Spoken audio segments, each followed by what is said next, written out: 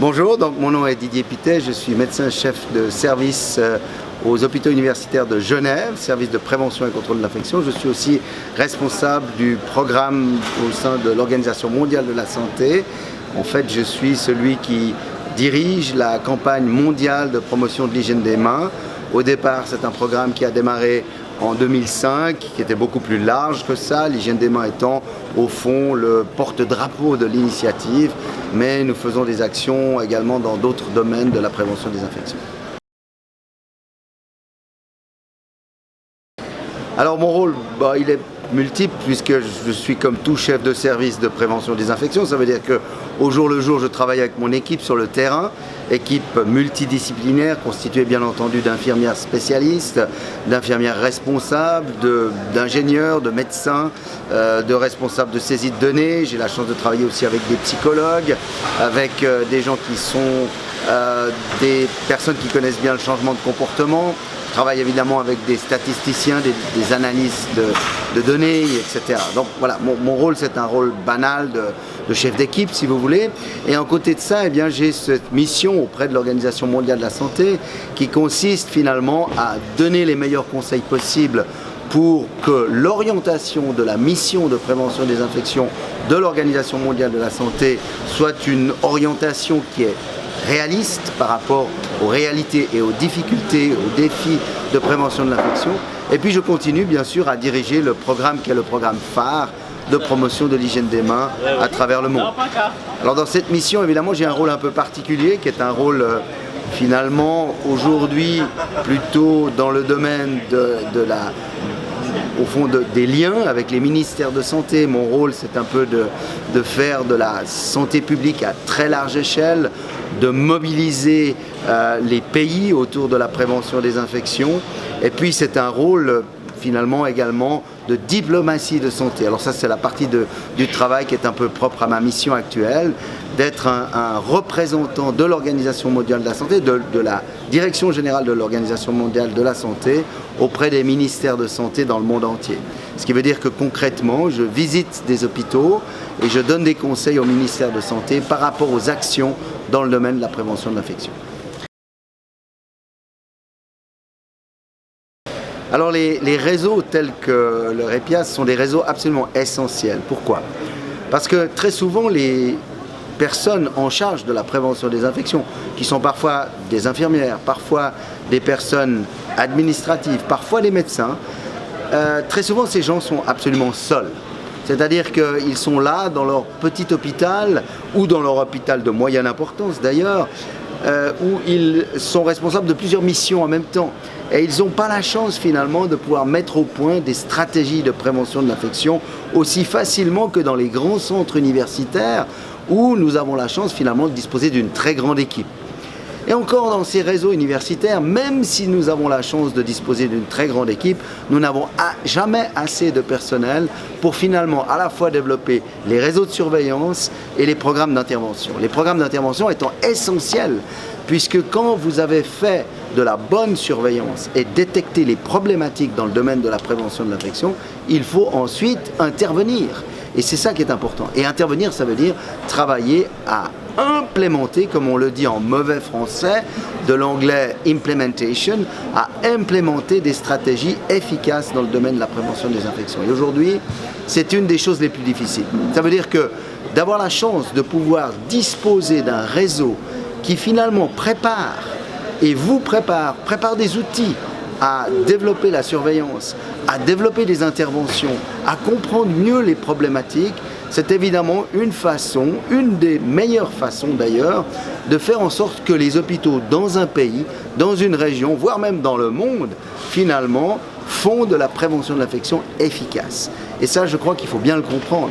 Aujourd'hui, malheureusement, trop souvent, les gens en prévention de l'infection sont seuls.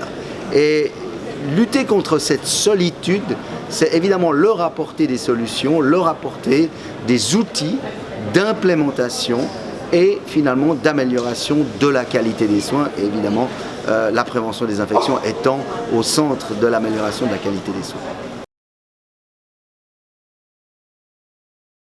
Alors bon, ça dépend de quelles actualités on parle, parce que si vous me parlez d'actualité aujourd'hui, je peux vous dire, j'ai par exemple un de mes collaborateurs le docteur Walter Zink, qui est pédiatre, qui est infectiologue, qui est un expert de la prévention des infections dans mon service, qui actuellement est au Pakistan pour essayer de comprendre cette épidémie qui fait aujourd'hui plus de 800 cas d'enfants victimes de HIV.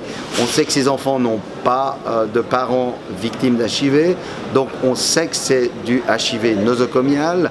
On sait que le directeur de l'hôpital régional principal de la région est HIV positif, donc on est aujourd'hui face à une difficulté de comprendre le pourquoi et le comment de cette épidémie. Alors pour moi c'est une actualité importante, maintenant elle ne l'est peut-être pas pour tous.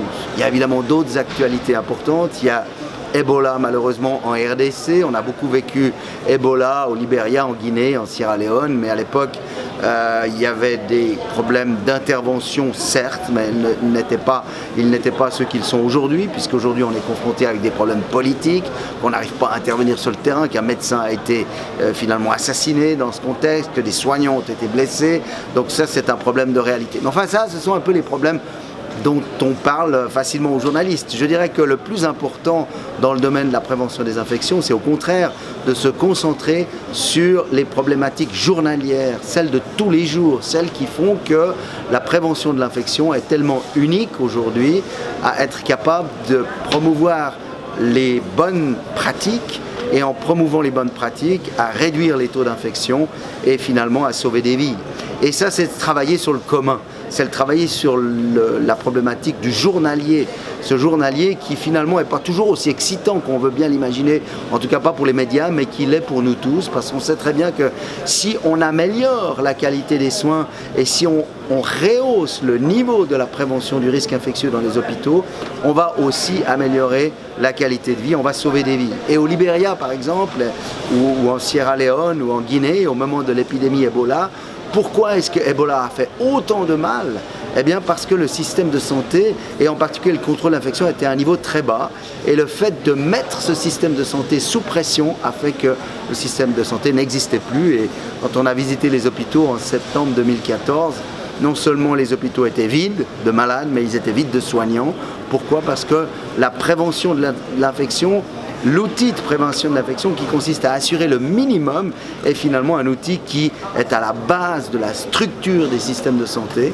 Et c'est pour cette raison que cette année, l'OMS et moi-même, en partenariat avec le directeur général de l'OMS, le Dr Tedros, avons finalement promu avant tout l'universalité des soins, c'est-à-dire les soins universels pour tous, comme étant finalement une des marques les plus importantes à venir pour remplir les Millennium Goals des Nations Unies. Et le contrôle de l'infection est au centre finalement de ces Millennium Goals, étant au centre de ce qu'on appelle Universal Health for All, ou les soins de santé pour tous.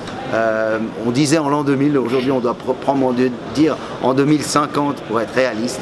Mais au fond c'est un des sujets principaux qui aujourd'hui nous occupe beaucoup. Bon, l'ICPIC c'est tous les 2 ans. L'ICPIC c'est au fond aujourd'hui le premier des congrès en matière de prévention de l'infection. C'est toujours à Genève. Ça réunit plus de 110 pays dans le monde. Nous sommes en train de revoir les abstracts. Nous avons reçu plus de 650 abstracts venant de plus de 100 pays dans le monde. Et ça résume en 2 mots que finalement, oui, on le sait, à l'ICPIC viennent les stakeholders du monde entier, les personnes qui sont vraiment les personnes de référence dans le domaine de la prévention de l'infection et du contrôle des résistances antibiotiques. Mais c'est aussi l'endroit où les jeunes soumettent leurs travaux, les jeunes soumettent leurs innovations et on essaye d'être le plus proche possible de la réalité des soins et puis d'être finalement le plus universel possible parce que dans notre domaine, celui de la prévention des infections, si on n'est pas universel, on le paye toujours un jour.